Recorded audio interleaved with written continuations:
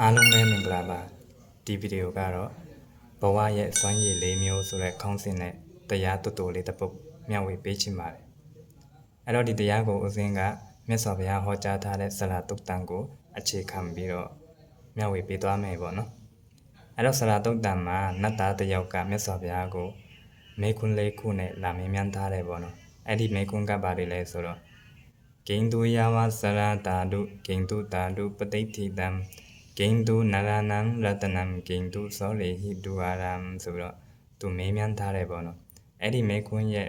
အဓိပ္ပာယ်ကတော့ဂိန္ဒုယဝဆရာတာတုတဲ့အိုတိတိုင်အောင်ကောင်းတဲ့တရားကပါလေတဲ့ဒါနံပါတ်1နံပါတ်2ကျတော့ဂိန္ဒုတာတုပဋိဋ္ဌိတံတဲ့နော်တီတန်ခိုင်မဲဖို့ကောင်းတဲ့တရားကပါလေဒါနံပါတ်2မေခွန်းနံပါတ်3ကျတော့ဂိန္ဒုနရဏံရတနံလူသားတွေရဲ့ယတနာကပါလေယတနာအစိကပါလေလူတို့ရဲ့ယတနာအစိကပါလေဒီလိုမျိုးမြည်ဒါနံပါတ်3မေခွန်းနံပါတ်4မေခွန်းကျတော့ဂိန္ဒုသောလေဟိဒုအာရံတခိုးတွေတပုံတွေလူယူခိုးရက်လို့ခိုးယူလို့မရနိုင်တဲ့အရာကပါလေဒီလိုမျိုးမေးတာအဲ့လိုမျိုးမေးတော့မြတ်စွာဘုရားကတခုချင်းစီပြန်ပြီးတော့ဖြေလိုက်ပါတယ်တီလံယာဝစရာတာတုအိုတိတိုင်အောင်ကောင်းတဲ့တရားကတော့တီလပါပဲเนาะတီလတရားတဲ့မြတ်စွာဘုရားကတော့တုတ်လေးနဲ့ဖြေလိုက်တယ်ပေါ့နော်အဲ့ဒီအဖြေကိုအထကထာဆရာကအကျယ်ချက်ပြီးတော့နည်းနည်းပါးပါးပြန်ဖွင့်ပြလိုက်တယ်ပေါ့နော်အထကထာဆရာကဘယ်လိုမျိုးထောက်ခံလိုက်တယ်လဲဆိုတော့ဟုတ်တယ်တဲ့တီလဆိုတာအိုတိတိုင်အောင်အင်မတန်ကောင်းတဲ့တရားဖြစ်ပါတယ်ဘာဖြစ်လို့လဲဆိုတော့ဒီစိန်တွေရွှေတွေယတနာတွေဟာဒီငញ្ញရွယ်မှာတော့စင်လို့မြန်လို့အင်မတန်ကောင်းတယ်တဲ့အဝတ်တစားတွေလည်းနော်အဝတ်တစား fashion ကောင်းတွေဆိုရင်လည်းငယ်တုန်းရွယ်တုန်းမှာတော့စင်မြန်လို့တော့အင်မတန်ကောင်းတယ်တင့်တယ်တယ်ဒါပေမဲ့အသက်ကြီးလာတဲ့အခါမှာဒီအရာတွေကတိတ်အစီမပြေတော့ဘူးရုပ်ခန္ဓာကိုယ်နဲ့တိတ်မလိုက်တော့ဘူး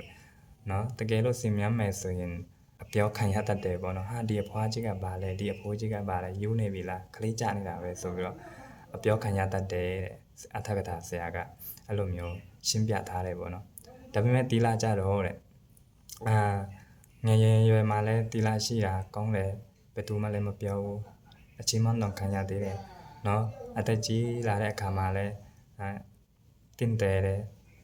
အိုလာတဲ့အခါမှာလဲဒီတီလာကလည်းနော် update ဖြစ်နေစေပဲကောင်းတယ်ပေါ့နော်ဒါကြောင့်ဒီတီလာတရားဟာ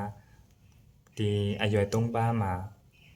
ကောင်းတယ်ပေါ့နော်အရွယ်3ပါးမှာကောင်းတဲ့တရားဖြစ်တယ်ဒါကတော့အထကထာဆရာကအဲ့လိုမျိုးရှင်းပြထားတယ်ပေါ့နော်ဒါကြောင့်ကိုယ့်ရဲ့ဘဝမှာအိုတိတိုင်အောင်ကောင်းတဲ့တရားကိုကျင့်ကြံခြင်းလေဆိုရင်တော့ဒီကိုကျင့်တိခါတီလာတရားကိုအမြဲတမ်းစောင့်ထိန်ထားဖို့လိုတယ်ပေါ့နော်ကိုယ့်ရဲ့စီစိန်အာနာတွေရုပ်ရည်တွေဟာနော်ငငယ်ရွယ်မှာတော့ကောင်းတယ်နော်ဒါပေမဲ့အသက်ကြီးလာတဲ့အခါမှာဒီကောင်တွေကတိတ်ကစင်မပြေတော့ဘူးနော်ကိုအသက်ကြီးလာတဲ့အခါမှာ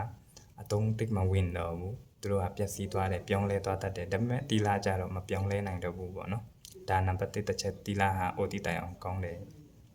နောက်နံပါတ်2ကျတော့တဒါတရားပေါ့နော်တဒါတရားကျတော့အမြဲတမ်းခိုင်မြဲဖို့လိုတယ်ပေါ့နော်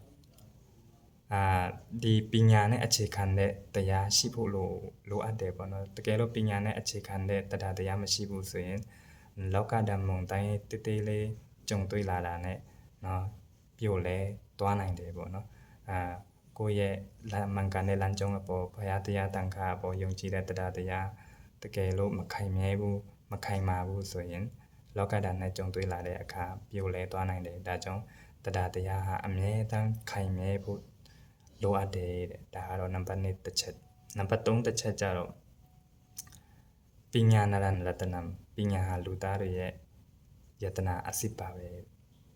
နော်လူသားတွေရဲ့ယတနာအစစ်ပါပဲဘာဖြစ်လို့လဲဆိုတော့ကိုယ့်ရဲ့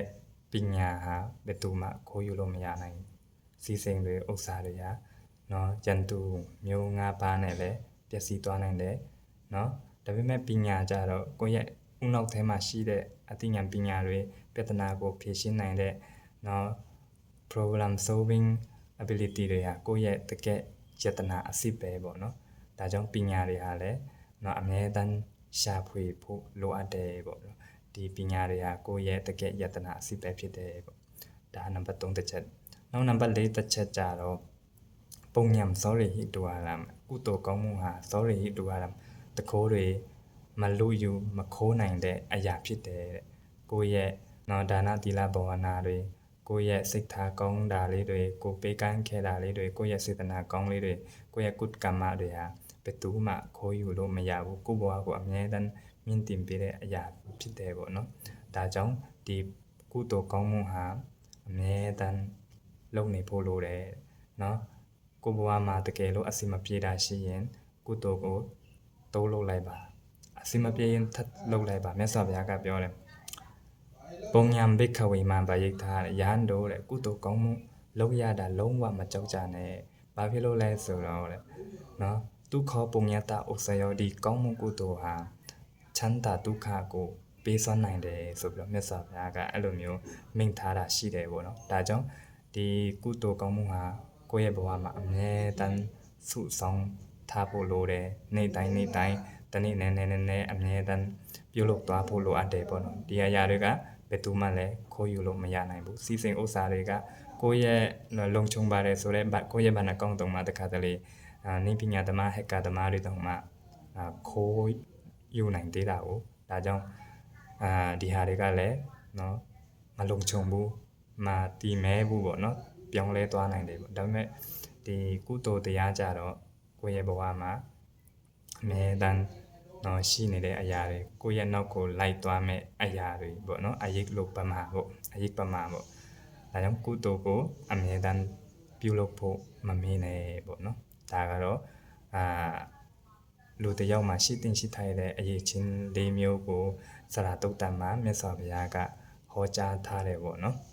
အားလုံးပဲကိုယ်စိတ်နှပြကျမ်းမာချမ်းသာကြပါစေဒီနေ့ဒီဗီဒီယိုကတော့ဒီလောက်လေးပဲဖြစ်ပါတယ်အားလုံးပဲကိုယ်စိတ်နှပြကျမ်းမာချမ်းသာကြပါစေ